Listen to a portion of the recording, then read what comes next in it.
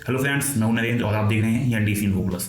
आज हम बात करेंगे उस अपडेट के बारे में जिसमें ओपन एआई समेत कई टॉप एआई कंपनीज के लीडर्स अब खुलकर ये कह रहे हैं कि शायद एआई की डेवलपमेंट की जो रफ्तार है उसको धीमा करने की जरूरत है। इनको डर है कि अगर एआई इसी स्पीड से आगे बढ़ता रहा तो सोसाइटी इससे कदम नहीं मिला पाएगी, जिसकी भयंकर नुकसान होंगे और इनमें से कुछ तो अभी से दिखने शुरू हो गए हैं।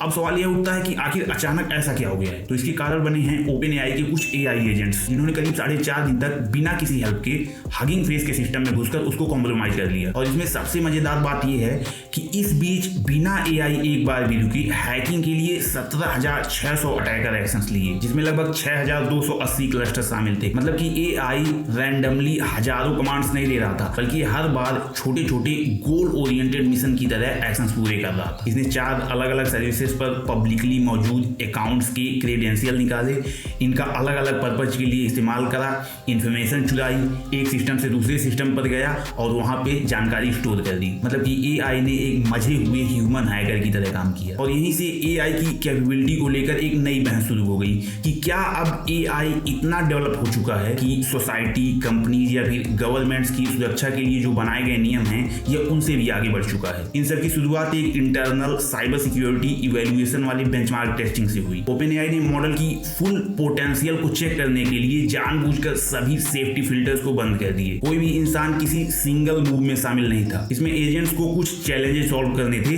लेकिन इसने ईमानदारी से उनको सॉल्व करने की जगह पर एक दूसरा ही रास्ता चुन लिया। इसने फिगर आउट किया कि बेंचमार्क के रेफरेंस सॉल्यूशंस, मतलब चैलेंजेस को सॉल्व करने वाले जो सॉल्यूशंस हैं वो हगिंग फेस के सर्वर्स पर मिलेंगे। और फिर उसके बाद इसने सर्वर्स को हैक किए और सभी जवाबों की चोरी की। अब यहाँ पे चौंकाने वाली बात यह है कि इस तरह की टेस्टिंग एक सिक्योर इन्वायरमेंट में होती है, जिसको सैंडबॉक्स कहते हैं। एआई को इसी के अंदर रहकर काम करना होता है, मतलब किसी भी सॉल्यूशन में इसको इससे बाहर नहीं निकलना चाहिए। लेकिन यह सैंडबॉक्स के एक छोटे से बग का फायदा उठाकर यह इससे बाहर निकलने में सफल रहा। और एआई ने न सिर्फ एक बग का फायदा उठाया, बल्कि बाहर निकलने के बाद इसने पूरा हैकिंग के लिए ऑपरेशनल कैंपेन चलाया। बाहर निकलने के बाद इसने एक एआई टेस्टिंग टूल को कॉम्प्रोमाइज किया, उसे अपना बेस बनाया और 11 सर्वर्स पर रिजिलियंट फुट होल्ड की कॉपी लगा दी। मतलब कि एआई ने अपना खुद का हैकिंग इंफ्रास्ट्रक्चर बनाकर ये काम पूरा किया। हगिंग फेस ने शुरुआती स्कैन में केवल 20% चोरी किए गए इंफॉर्मेशन को पकड़ा। इन्होंने इसको पहला साइबर इवेंट बताया जो एंड टू एंड एक ऑटोनोमस एआई एजेंट सिस्टम ने किया है। इनका कहना है कि एक केपेबल ह्यूमन हैकर भी ये फ्लॉ ढूंढ सकता था, पर सिर्फ इतना है कि एजेंट ने इसे एक अलग स्केल पर करा। और इस घटना ने कुछ ऐसा ट्रिगर कर दिया है जो सालों में नहीं हुआ। सैम अल्टमैन,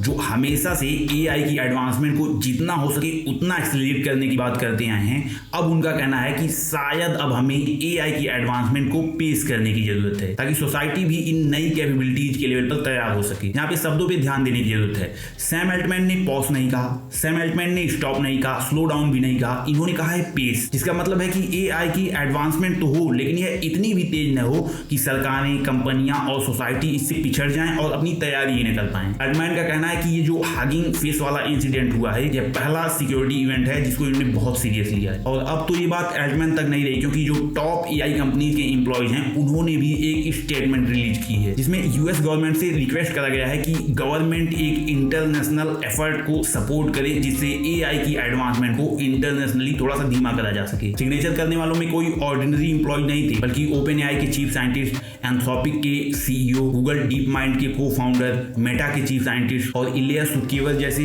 एआई के दिग्गज शामिल थे। वे लोग जो टॉप एआई कंपनी के सबसे ऊपरी पोजीशन पर हैं। सुकीवर ने कहा कि जो फ्यूचर में एआई होगा वो अभी अवेलेबल एआई से कई गुना पावरफुल होगा और इस पावर को हैंडल करने के लिए अनप्रेसिडेंटेड मेजर्स की जरूरत होगी। और यह तभी काम करेगा जब इसे इंटरनेशनली अच्छी तरह से किया जाए, क्योंकि एक बैड इंप्लीमेंटेशन चीजों को और भी खराब कर सकती है। अब सवाल ये उठता है कि जो ये अल्टमैन की स्टेटमेंट आई है एआई की एडवांसमेंट को पेश करने को लेकर, क्या ये जेन्युइन सेफ्टी कंसर्न है या फिर केवल एक स्ट्रेटेजिक पोजीशनिंग? क्योंकि कुछ एक्सपर्ट्स का कहना है कि यह इनकी चाल भी हो सकती है, क्योंकि जब एक मार्केट लीडर टेक्नोलॉजी को धीमा करने की बात करता है तो इसका सबसे ज्यादा फायदा भी उसी को होता है, क्योंकि वह सबसे आगे है। ओपन एआई के पास अरबों की संख्या में वीकली यूजर्स हैं और दूसरे एआई लैब्स को इनको कैचअप करने के लिए जो समय मिलेगा वो ओपन एआई को अपनी पोजीशन को और स्ट्रॉन्ग करने के लिए मिल जाएगा, जो इनके लीड पोजीशन को बरकरार ही रखेगा। तो ये भी एक पर्सपेक्टिव है जिसमें सच्चाई तो है, लेकिन चाहे पोजीशनिंग हो या फिर पॉलिसी, सिग्नल एकदम साफ है। क्योंकि कि जब वो इंसान जो सालों से फुल स्पीड पर आगे बढ़ने की बात कर रहा था, अब वो कह रहा है कि शायद अब हमें पेस करने की जरूरत है। तो इसका मतलब है कि एआई की कैपेबिलिटी अब उस लेवल पर पहुंच चुकी है जहां पे इसको बनाने वाले खुद रुककर सोच रहे हैं। बाकी इस पर आपके अपने क्या थॉट्स हैं कमेंट बॉक्स में जरूर बताएं, और अगर वीडियो अच्छी लगी हो तो इसे लाइक कर दें, शेयर भी कर दें। इस तरह की वीडियो अच्छी लगती है तो चैनल को भी सब्सक्राइब कर लें। मैं आपसे मिलता हूँ अगली वीडियो में, तब तक के लिए बाय बाय।